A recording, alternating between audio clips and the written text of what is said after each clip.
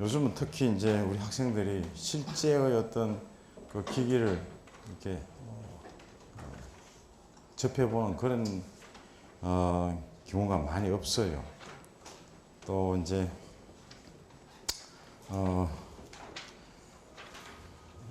뭐지 예전 같으면은 이렇게 현장 실습 뭐 이런 것들이 상당히 이제 기업하고 이제 많이 있었는데 요즘은 그런 기회가 많이 없어서 또 그러고 이제 이 설비공학을 가르치는 데 있어서도 그냥 기기가 뭐 그렇게 된다 하면은 그렇지 이러고 그냥 넘어갑니다. 그래서 이게 여러분들 주위에서 실제로 그런 기기가 있어도 그게 뭔지 모르고 그래서 이제 이론을 가르치기 이전에 먼저 이제 기기의 모양이라도 보고 그렇게 이제 좀 실감이 나도록 해서 가르치기 위해서 이런 것을 봅니다. 그리고 이제 그 실습 어제 이야기했던 이제 이런 설비 기자재가 있고 그런 이제 설비 시스템이 있는 곳이 보통 이제 건물의 기계실인데 그것은 지금 예정으로는 한 보름 후에 그것도 이제 뭐 미리 이제 그쪽 예약을 해서 좀 허가를 받아야 되고 여러 가지 절차가 있기 때문에 지금 예정으로는 한 2주 후에 실제 기계실에 한번 가보려고 그럽니다. 그러기 위해서 이제 기계실에 가서 실제 물건을 봐도 저게 뭔지 모르면 안 되기 때문에 그런 그 기계에 대해서 좀 이야기하려고 합니다.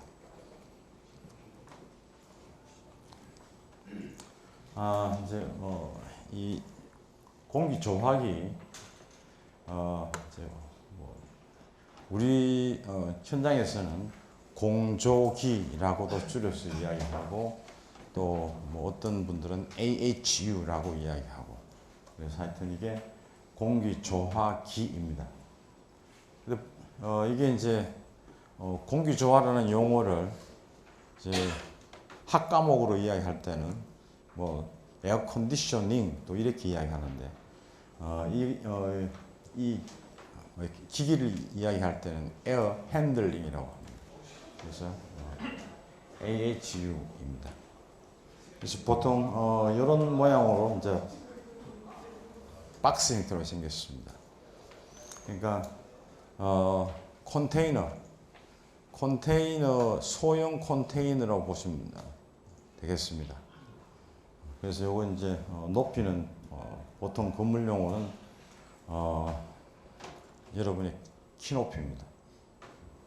그런 것이고 이제 요 전체로 이렇게 보기에는 뭐 색깔이 이렇게 되어 있어서 창도 있고 한데 뭐 요런 요것은 창은 아니고 이제 그 제어용 모터가 이렇게 보이는 겁니다. 어쨌든 이런 그 캐비넷 형식으로 되어 있는데 이 위로 이렇게 소위 댐퍼가 연결되어 있습니다. 댐퍼라는 것은 밸브라고 했죠. 하여튼 공기가 이제 출입하는 곳, 출구 혹은 입구가 되어 있습니다. 그래서 요 문을 열고 요런 이제 소위 카바는 열 수가 있습니다. 열고 내부를 보면은 이런 형식으로 생겨 있습니다. 그래서 이제 이쪽 면을 우선 보면요, 이쪽은 여러분한테 안 보일 것 같은데 위로 설명해야 되겠다. 이건 좀 보이는 건 몰라. 이게 교탁 때문에 이게 안 보이는 것 같고 여기 이제 송풍기가 있는데 송풍기가 일단은 그 말하자면 공기를 움직이게 하는 거죠. 그래서 이 송풍기가 공기를 밀어내 가지고 여기서부터 소위 이제 공기 조화된 공기가 출발하는 겁니다. 그 다음에 이쪽과 이쪽은 이제 그 일을 다 마친 공기들이 돌아오는 쪽입니다. 그래서 이제 일부는 이제 돌아와서 이제 한 20% 정도는 버린다고 했죠. 그래서 이쪽으로 버릴 수도 있게 되어 있습니다. 그럴 때 이제 버리는 량을 조정은 이 댐퍼의 크기로서, 댐퍼의 궤도로서 조정합니다. 이 내부의 어떤 그 배열은 정해져 있는 것이 아니고 이제 그 상황에 따라서 어떤 내부 부속품을 먼저 끼우느냐 뭐 이런 것들은 상황에 따라서 다르겠습니다. 그래서 이쪽을 보면은 팬이 두 개가 있어요. 이제 이거는 뭐 열차도 보면은 이렇게 앞에서 밀고 뒤에서 앞에서 당기고 뒤에서 밀어주는 뭐 그런 열차도 있는데 이런 경우에는 여기서 당겨가지고 공기를 당겨서 이쪽으로 보내고 여기 요 팬은 이 안으로 지나가는 공기를 미는 형식이 되어 있습니다. 그래서 여기에 이제 있는 것은 열교환기입니다. 열교환기. 중간에 이렇게 물개처럼 보이죠. 여기에 이제 소위 열교환기를 현장에서는 코일이라고 해요. 코일. 그냥 이렇게 뭐 어떻게 보기에는 이렇게 선을 감아놓은 같이 보기 때문에 코일이라고 이야기하는데 거기에 이제 찬물이 들어가는 경우에는 쿨링 코일 혹은 더운 물이 들어가는 경우에는 뭐 히팅 코일 이렇게 이야기합니다. 그래서 여기에 이제 뭐 여름에만 쓴다고 하면은 찬물만 들어가겠지만은 겨울에도 사용하는 것 같으면 겨울에는 뜨거운 물이 들어가겠죠. 그래서 보통 그냥 쿨링 앤 히팅 코일, 냉각 혹은 가열 코일 이렇게 하고, 요거와 요거 제 열교환기와 팬 사이에는 가습기가 들어갑니다. 가습기는 이제 뒤에 보면 알겠지만 여러 가지 이제 그 소위 수증기를 만들어주는 또 이 쪽이 있는데 하여튼 자체에서 만드는 방법도 있고 여러 가지가 있습니다. 그래서 수증기 이제 소위 가습시키는 것은 난방에만 쓰죠. 여름에는 가습이 없으니까. 그 다음에 여기 이제 열교환기 이제 그 전에는 필터가 있습니다. 필터도 이제 말하자면 여러 가지 냄새라든지 먼지 뭐 이런 것들을 여기서 걸러내 주는 거죠.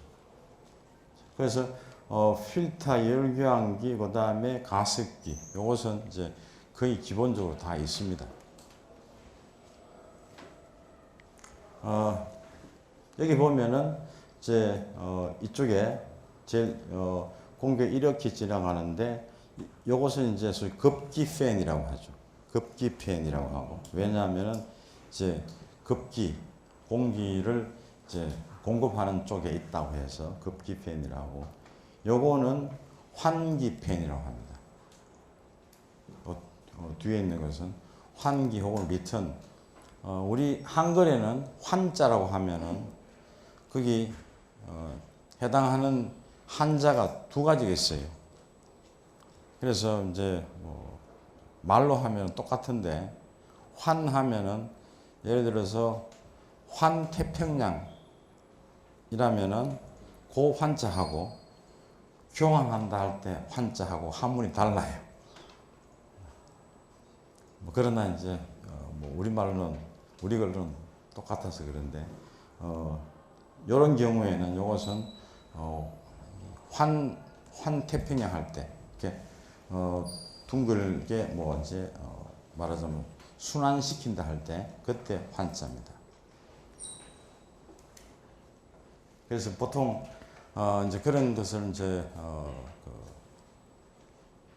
혼돈을 배제하기 위해서 그냥 영어로 그냥 리턴 펜이라고 많이 이야기해요. 리턴 펜. 그래서 이제 여기 보면은 댐파가 몇 개 있는데 요 댐파로는 말하자면 실내에서의 제 그 소위 사용된 공기가 이쪽으로 딸려오겠죠. 달려오고 그 다음에 여기 보면은 요 칸에 또 요 댐파가 하나 있어요. 요 댐파가 다 통하지 않고 일부만 통하게 되어 있는데 요 댐파를 못 지난 공기는 이쪽으로 이그조스트 외기로 나갑니다.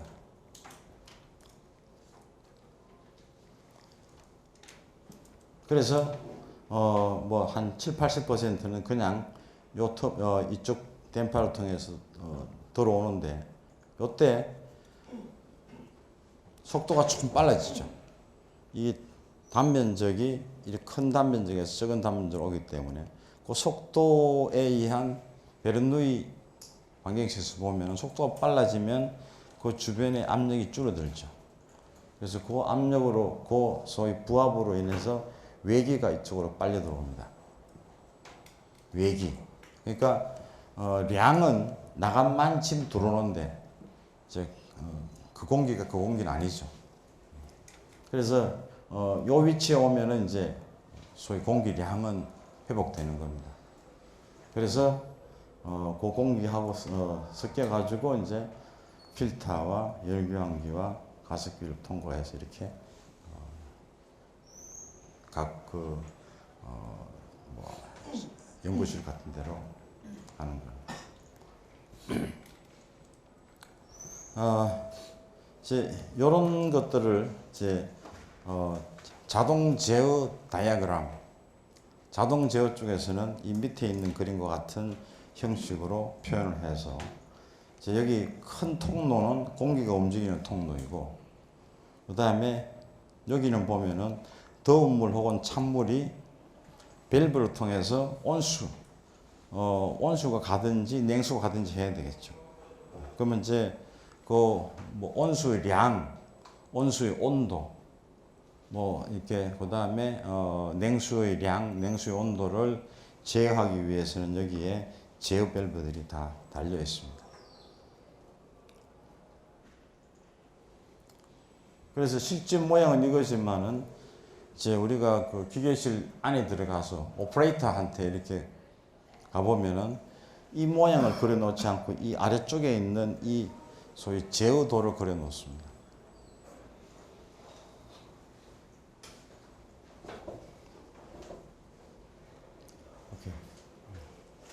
그 다음에 팬콜 유니트라고 하는 것은 저 뒤에 있는 겁니다. 나중에 뜯어보지 말고 뜯으면 아마 다시 여러분 실력으로 조립하기 어려울 테니까. 하여튼 저걸 보면은 위에 이렇게 공기가 나오는 틈이 있죠. 이렇게 격자로 해놨습니다. 그 안에 보면은 이제 제일 아래쪽에는 팬이 있어요. 팬이 있고 요 팬과 요 출구 사이에 코일, 즉 열교환기가 있습니다. 그래서 공기는 이 바닥 쪽으로 팬에 의해서 빨려 들어가서 위로 나오는 거죠. 거기 공기 유동 중앙에 열교환기가 있는 겁니다. 이제 여기도 보면은 이제 우리가 저 조그마한 옆에 뚜껑을 열면은 이게 뭐 온, 오프 스위치도 있고 또 거기에 보면 뭐 1, 2, 3 이런 것도 있는데 이제 소위 여기서 순환하는 냉수의 량을 조정하는 밸브 역할을 하는 겁니다. 또 그 다음에 이런 경우에는 이제 이게 그 여름에는 여기 온도가 낮죠. 찬물이 들어가기 때문에. 그럴 때는 공기가 찬 냉각 코일을 통과하면 응축이 된다겠죠. 그래서 팬 코일 유니트 바닥에 항상 이렇게 접시를 둬서 거기에 고이는 물은 밖으로 배출하게 되어 있습니다.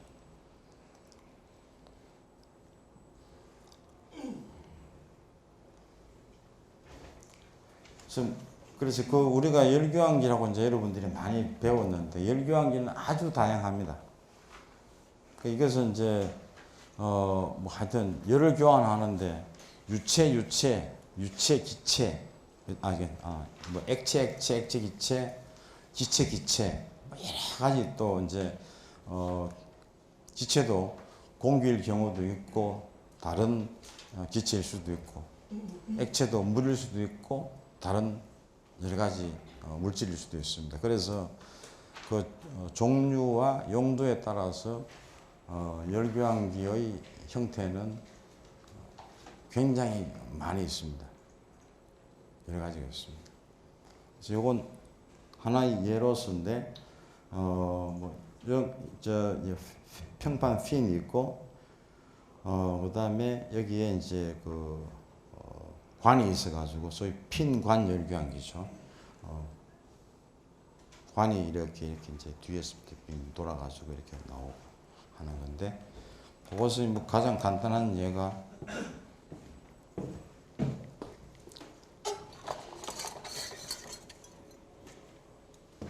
뭐 이런 거죠.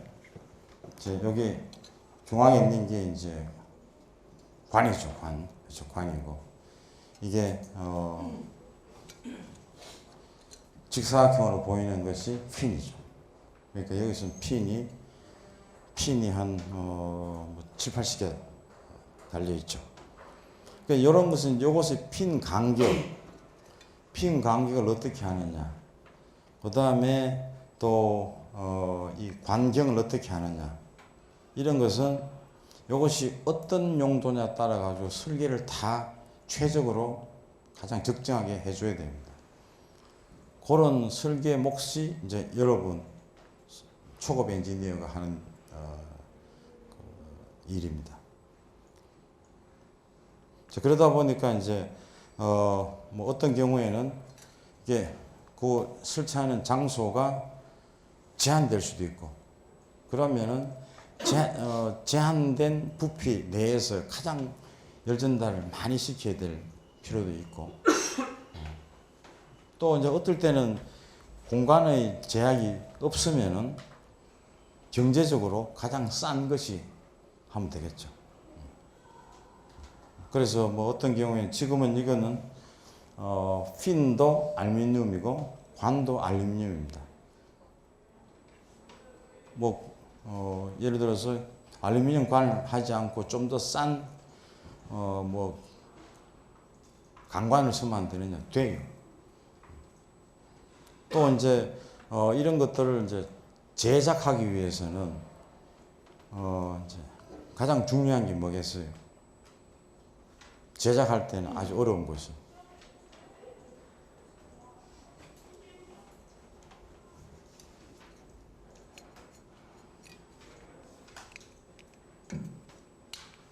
지금도 보면은 내가 손으로 이렇게 해서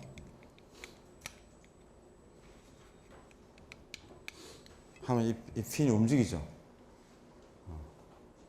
근데 어차피 이 관은 따로 만들고 핀은 따로 만들어야죠. 근데 우리 열전달 측면에서는 어떻게 해요? 딱 붙어 있어야 되죠.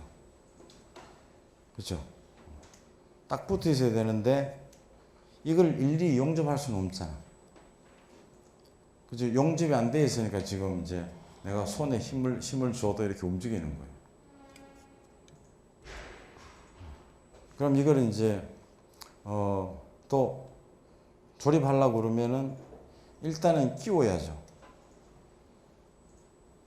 끼워지지 않으면 또 안 되니까. 그럼 이것을 일단은 끼워 가지고 그 다음에 이 위치를 말하자면 관과 이 핀과의 접촉을 어떻게 하면 가장 좋아지겠습니까? 어떤 가공을 하면 되겠어요? 즉 가공도 여러분이 또 나중에 이제 해야 될 거예요. 이제.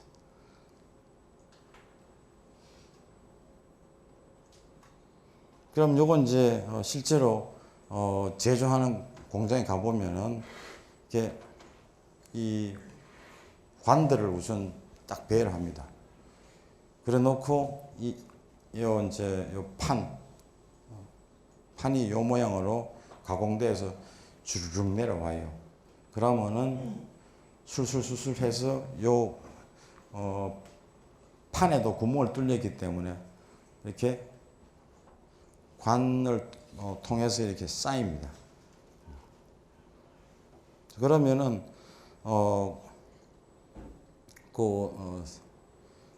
관이 내려가면 이제 판이 내려가면서 이렇게 걸려 가지고 이 위치는 이렇게 지키고 있어요.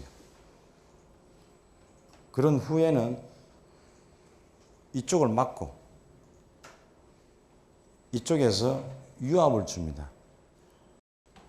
유압을 줘서 관을 늘려요. 광경을 늘립니다.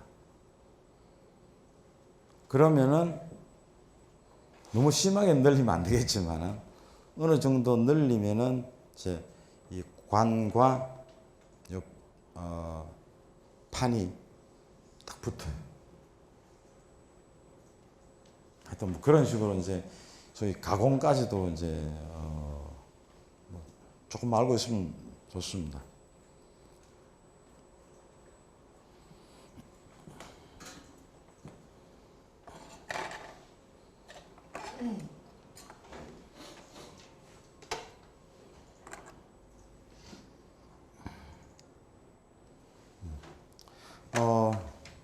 또 그런데 이제 아까 이야기한 대로 이런 것들이 제한된 공간에 들어가야 된다. 예를 들어서 저런 그 에어컨 있죠.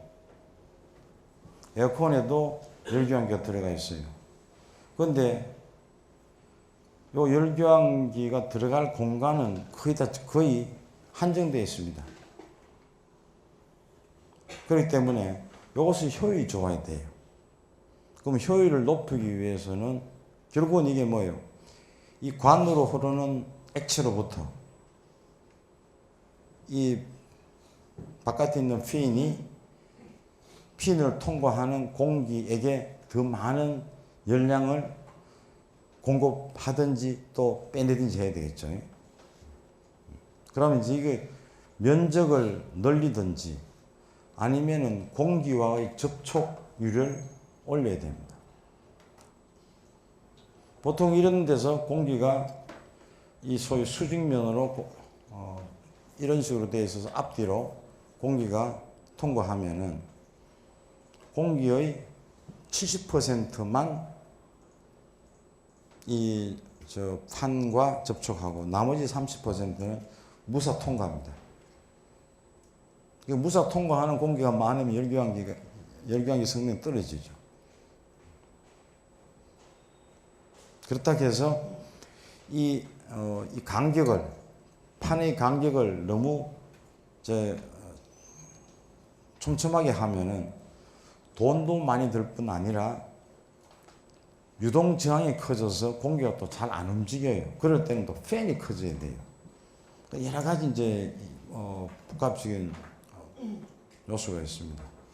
그래서 어떤 경우에는 이 판의 지금 표면이 보면은 아주 말끔하죠.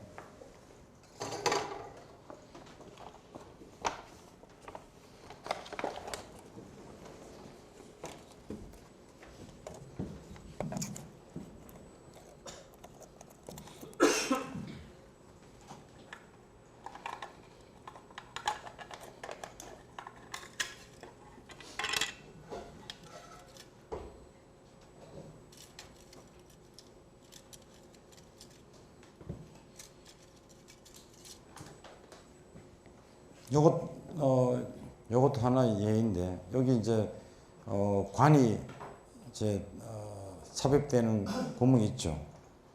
그런데 표면이 약간 이렇게 눌려져 있죠.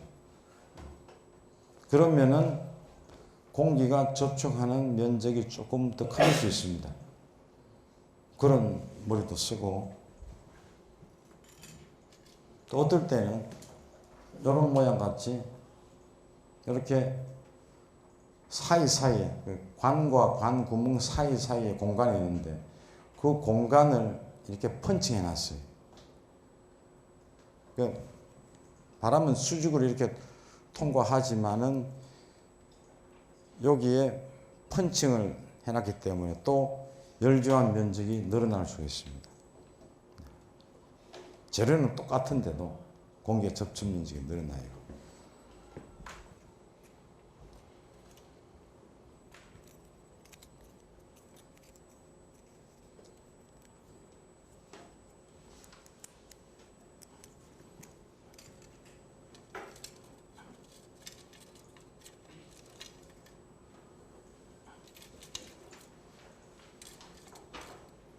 또 어떤 것은 좀 더 섬세하게 하기 위해서 이런 식으로 이제 아주 얇은 펀칭을 가능한 한 많이 둬서 이렇게 하는 방법도 있고. 그러면 이런 펀칭 방법이라든지 이걸 누르는 강도 이런 것들이 다 실험적으로 증명이 되게 되겠죠. 그래서 이런 것들은 각 열교환기 회사마다 특허로 다 되어 있습니다.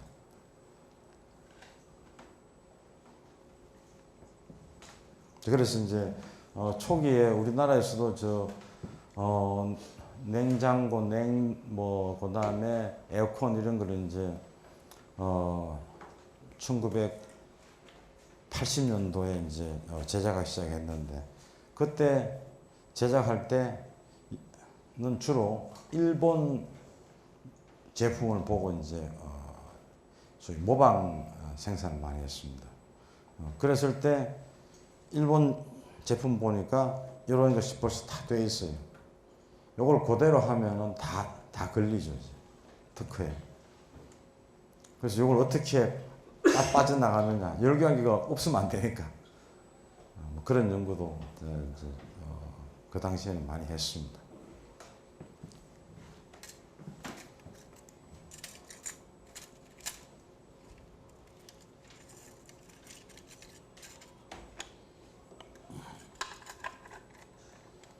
이렇게.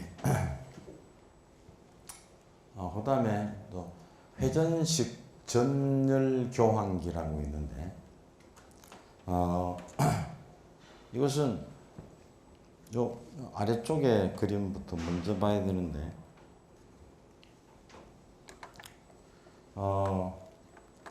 이게 겨울에, 난방용으로 먼저 생각합시다. 겨울에 실내 공기는 바깥 공기보다는 따뜻하죠. 그러니까 근데 아쉽지만 일부는 버려야 되죠. 왜냐? 이제 탄산가스도 많고 먼지도 많으니까. 그러나 따뜻하단 말이에요. 그러면은 겨울에 소위 20도씨 공기가 그냥 밖으로 나가는 거예요. 근데 바깥은 마이너스 10도야. 그러니까 온도차가 상당하죠. 그러니까 그 온도를 이용한다 하는 개념은 좋죠. 그 소위 열을 이용한다. 그래서 이 실내에서 나가는 공기는 요 위쪽으로, 여기 보면은 둥근 휠이 있는데 둥근 휠에 이렇게 절반 되게 칸막이를 하나 넣어놨습니다. 이 칸막이의 위쪽으로는 실내 더운 공기가 이쪽으로 나가서 저쪽으로 빠져나가 버립니다. 그런데 여기가 요 휠이 뭐냐 하면은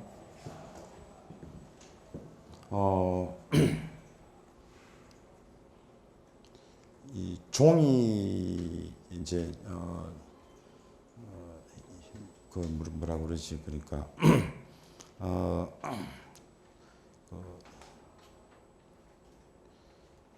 박스지 같은 거예요. 박스지 같은 그런 두꺼운 종이인데 약간 속이 비어 있는 종이들이 있습니다. 그런 매질로 만들어진 휠을 통과해요. 그러면은 그 나가는 공기가 가지고 있던 습기도 거기에 묻습니다. 그 다음에 또 나가는 공기가 20도이기 때문에 20도까지는 안 가겠지만 20도 정도의 온도로 이 휠의 상부를 데웁니다. 그러면 이제 나가는 공기가 자기가 가지고 있던 습기도 여기에 약간 주고, 그 다음에 열기도 약간 주고 나가요. 이왕 버리는 거니까 상관없죠. 근데 마이너스 10도 공기는 어차피 이 실내에 있는 사람들을 위해서 신선한 공기 차지만 신선하니까 들어와야 돼요. 그러면 이제 들어오면서 이 휠을 지나는데 요 휠의 아랫부분을 지납니다. 근데 마침 이 휠은 천천히 돌아요. 그러면 이제 아까 여기서 열을 받고 습기를 먹으면 휠이 이 아래쪽으로 왔다 칩시다. 그러면은 외부의 마이너스 10도 공기는 이 휠이 가지고 있던 열을 흡수하죠. 그 다음에 습기도 흡수를 하죠. 그러면은 겨울 같으면은 소위 공기 조화기가 있는데 공기 조화기에 부담을 줄 수가 있죠. 가습기에 부담을 줄 수가 있죠. 그렇겠죠? 말하자면 마이너스 10도 공기가 그냥 들어오면은 공기 조화기 AHU에 마이너스 10도가 들어오는데 이걸 통과해서 0도 공기라도 들어오면은 훨씬 이득이죠.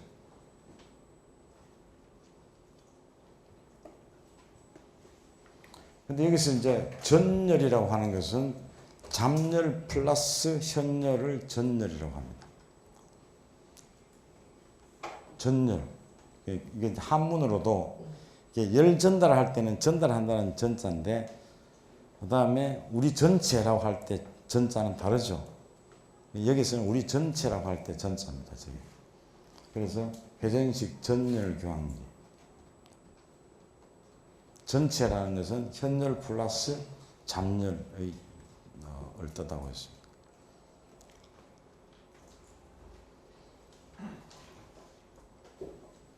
이렇게 그렇게 해서 요 장치를 여기 이제 박스 안에 집어넣어 가지고 이렇게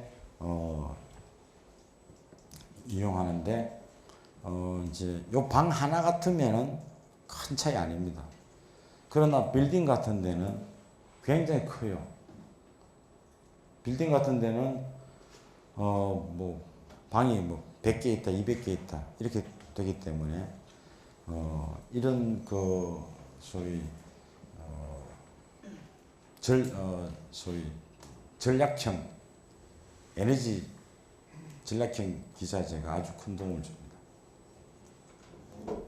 그래서 이제 우리 이제 기획과 출신들이 하는 것들은 이 전체 설계, 여기 바람의 속도를 얼마나 하느냐, 그 다음에 이 안에 이 휠의 회전 속도를 얼마나 하느냐, 이런 것들을 이제 다 설계해내야 되겠죠. 그리고 이제 재료하는 사람들은 내가 아까 이야기했는 이제 소위 습기를 잘 먹고 잘 빼주고 열을 잘 받고 잘 빼주고 하는 그런 소위 매질, 열교환 매질을 또 이제 개발하겠죠.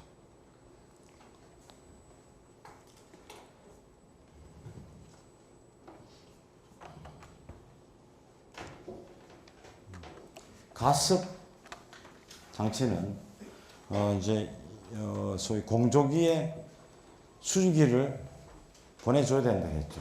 그랬으니까 뭐 가장 쉬운 것이 물거리 가지고 그냥 주전자에 해서 이제 수증기가 생기면 그 수증기를 보내주면 되겠죠.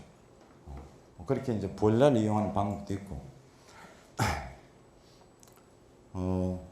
가장 여러분들이 쉽게 아는 것은 초음파 가습기 있잖아. 초음파 가습기 물 넣어놓으면 그게 수증기가 되지, 그지? 초음파 가습기에서 나오는 것이 수증기입니까? 물방울입니까? 우리 눈은 보이는 거 있죠? 초음파 가습기 틀면 하얗게 보이죠? 보이니까 그거는 물방울입니다. 그 물방울이 보이는데 일부 보이다가 방에 이렇게 퍼지면 안 보이죠? 그러면 이제 수증기가 된 거예요, 그거.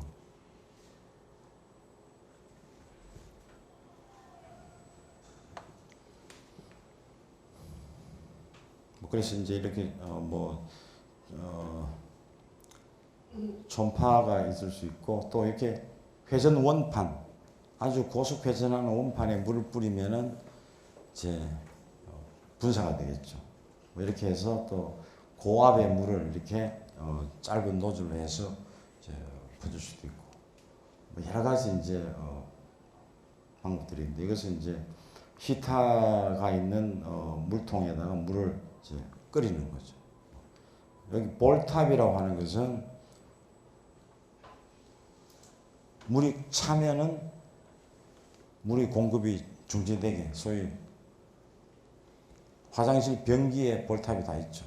그겁니다. 그 다음에 이제 그 수분무식 경우에는, 수분무식이라는 것은 이게 이제 요런 장치, 이런 장치를 이용해서 이제 가습을 하게 될 경우에는 어느 정도 이제 고압의 물이 들어와서 노즐을 통해서 이렇게 빠져나오는데, 빠져나오는 근방은 물이라 했죠. 물방울이라 했죠. 그죠? 그 물방울이 미세하기 때문에 공기 중에 퍼지면서 증발을 해서 소위 수증기가 되는데, 그때는 안 보이는 거예요. 근데 이게 공조기 같은 데에서 이런 형태의 가습기를 쓰면은 물이 이제 여기서 물방울이 쫙 나오죠. 아주 미세한 물방울이 많이 나오는데, 이 증발할 여가가 잘 없어서 그냥 이걸 통해서, 팬을 통해서 들어오면은 물이 그냥 덕트에 묻고 이래요. 그걸 방지하기 위해서는 일리미네이터라고 해서 물방울을 제거하는 판 같은 것도 둡니다. 그렇게 해서 이제 공기가 일리미네이터를 지나면서 증발할 수 있는 시간을 갖죠.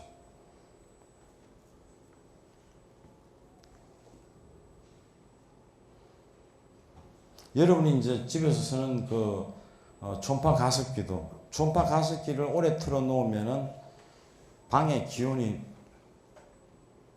내려가죠. 그렇죠?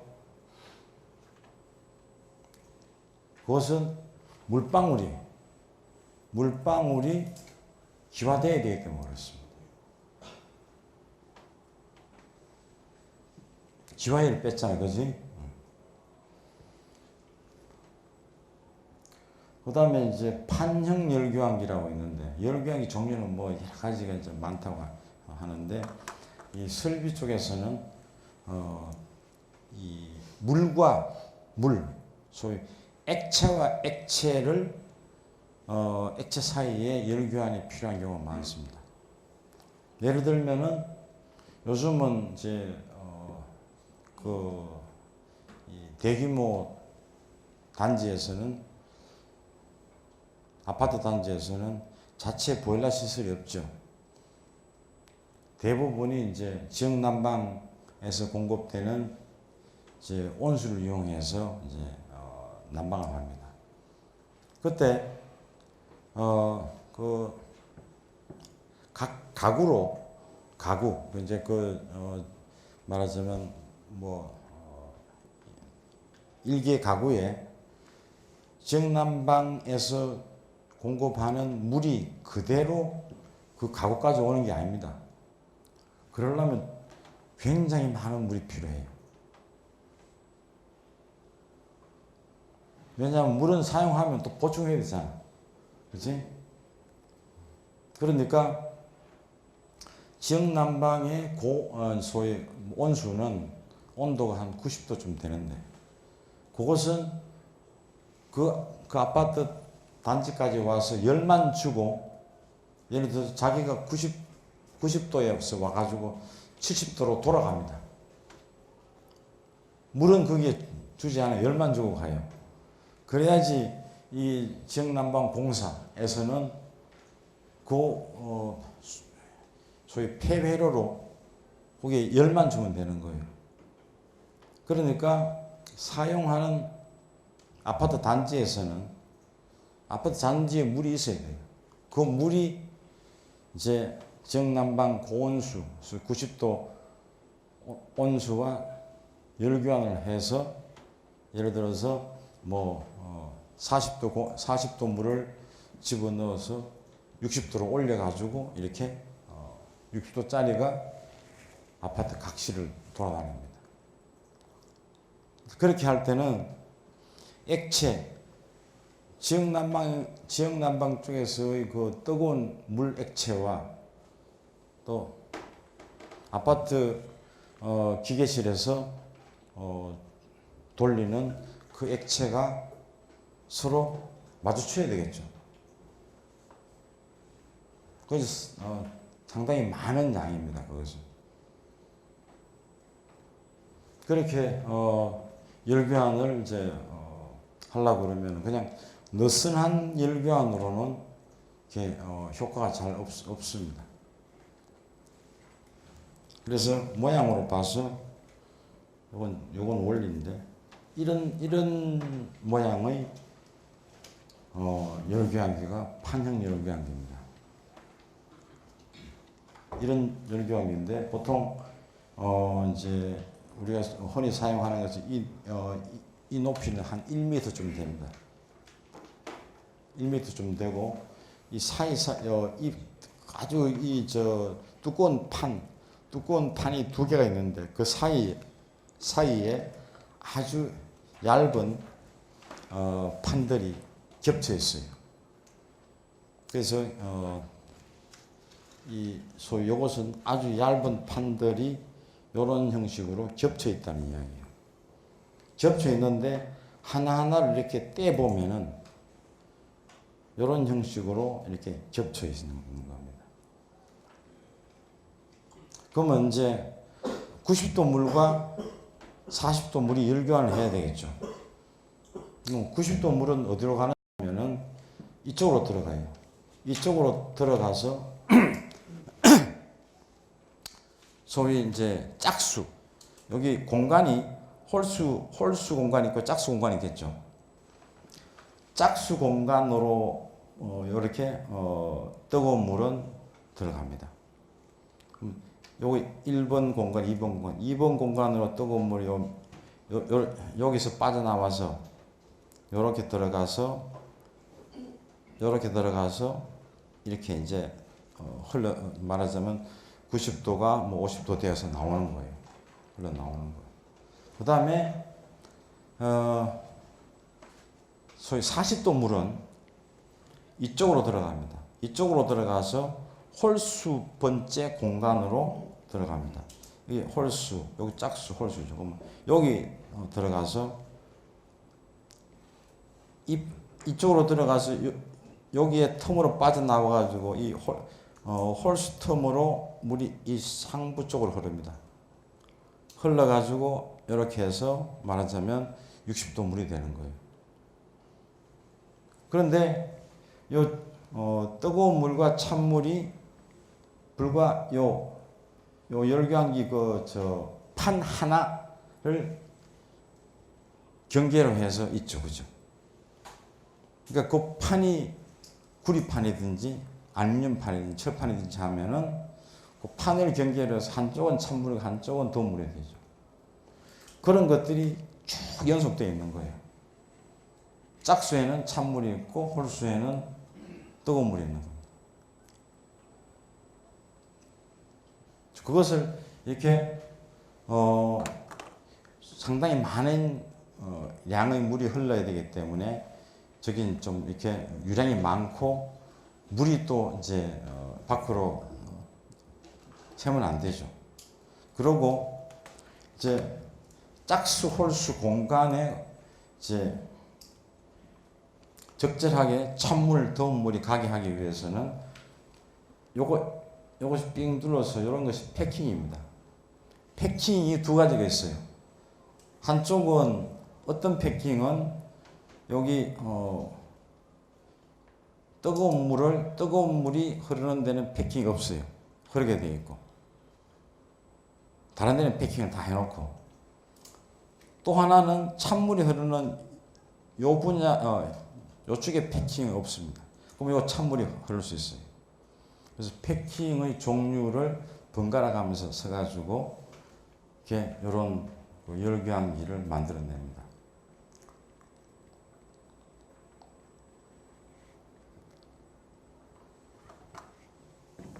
그래서 판전 열교환기가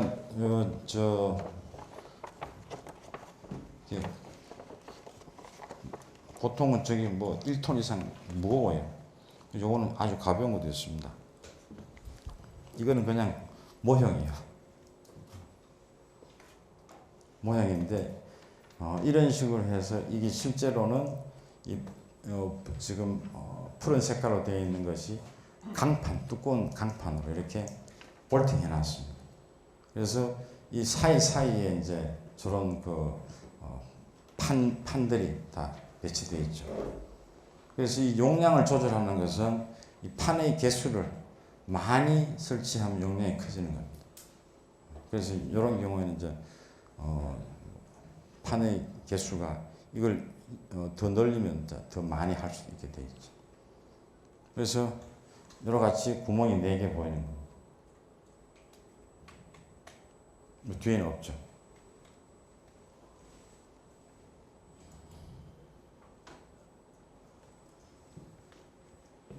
하여튼 이런 형식으로 되어 있는 걸 보면 이것이 판형 열교환기구나 이렇게 생각하세요.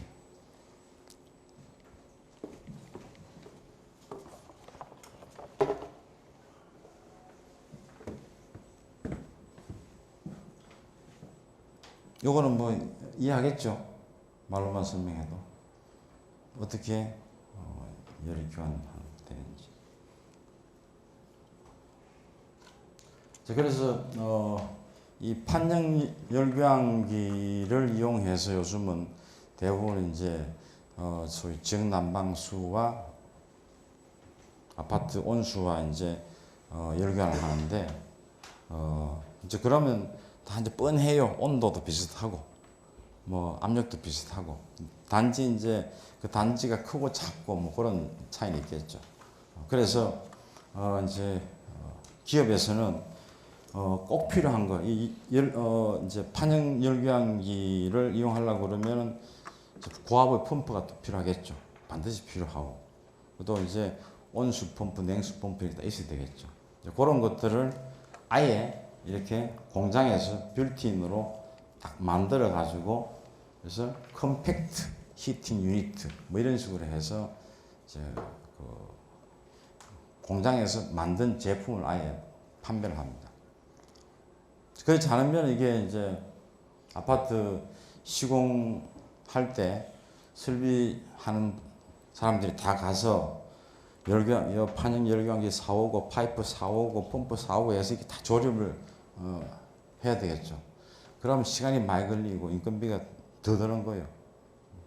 그래서 아예 이제 이렇게 해서 컴팩트하게 공장에서 만들어 온 것을 그대로 가져다 놓고 이제 사용자는 이 파이프 출구에만 이제 연결하면 되는 거죠.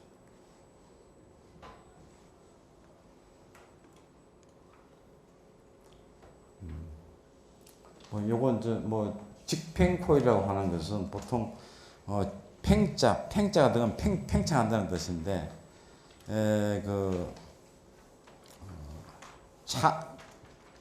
자동차 안에 들어가 있는 에어컨은 거기에는 소위 공기가 이제 이렇게 열교환기를 통과하겠지만은 안에 들어가 있는 그 파이프 안에 들어가 있는 것은 냉매요, 그게. 냉매가 소위 팽창 밸브를 나와서 직접 이 안으로 이제 냉매가 들어갑니다. 그러면 팽창 밸브를 통과한 그 냉매는 액체 반, 기체 반이요. 그래서 관 안을 통과하면서 다 기화가 되는 거죠. 그래서 관이 차워지는 거죠. 이제 그럴 때는 이게 직팽 코일 이런 말을 씁니다. 냉매를 이제 관 안에 냉매가 거기서 팽창하는 경우에는. 그다음에 이 방열기는 요즘 잘 안 쓰는데 하여튼 팬 코일하고 비슷하게 팬 코일 유닛도 비슷하게 생겼는데 밑에 팬이 없죠. 이것은 이제 자연 대류 위에서 아래쪽으로 바람이 들어가서 위쪽으로 이렇게 더운 바람이 나오게 되는 거. 이런 것은 난방용으로만 쓰죠. 냉방 때는 이게 차니까 공기의 방향이 거꾸로 돼야 되죠. 그러니까 이것은 팬이 없는 형태니까 이것은 그래서 방열기라고 아예 난방기라 이름을 이제 붙여놨죠. 그다음에 온수 분배기라고 이건 이제 각 여러분도 이렇게 집에 있으면은 한 가구 안에도 방이 몇 개 있죠. 쓰지 않는 방에는 온수를 잠그죠. 이제 거기 잠그는 곳이 하여튼 한 가구 내에 이런 세트가 하나씩 있는 겁니다. 그래서 안 쓰는 방은 이 밸브를 이용해서 잠가버리죠. 그래서 여기 이제 밸브가 있고 여기 이제 공급관 공급관 이거는 상하로 되는데 이거는 이렇게 나란하게 둬도 되고 어쨌든 공급관 이제 환수관이 이건 무슨 소리인지 알겠죠? 더운 물이 여기서 출발해서 방바닥으로 들어간단 말이에요. 방바닥을 다 통과해서는 이쪽 라인으로 올라와서 이제 환수관으로 이제 오는 거죠. 그래서 그건 유동을 멈추게 하려면은 하여튼 어디에선가 잠궈주면 되죠. 꼭 공급관에서 잠그지 않아도 환수관에서도 잠그면은 어디든지 잠궈놓으면 물은 흐르지 않죠. 그리고 여기 보면 항상 이렇게 이런 게 하나씩 있죠. 물만 움직여야 되는데 공기가 차 있으면 물이 안 움직이죠. 그래서 항상 이렇게 소위 에어 벤트가 있습니다. 그래서 1년에 한 번쯤 말하자면 이제 사용을 장기간 안 하다가는 반드시 이 벤트를 풀어가지고 공기를 한 번씩 빼줘야 되는 거죠. 이런 형태도 있는데 이런 형태도 이런 형태는 요 끝에 공기 빼기 밸브를 뒀습니다. 이것이 에어 벤트입니다. 이것이 입구 출구. 오케이. 오늘은 이 정도 소개를 하고 마치겠습니다. 수고했어요.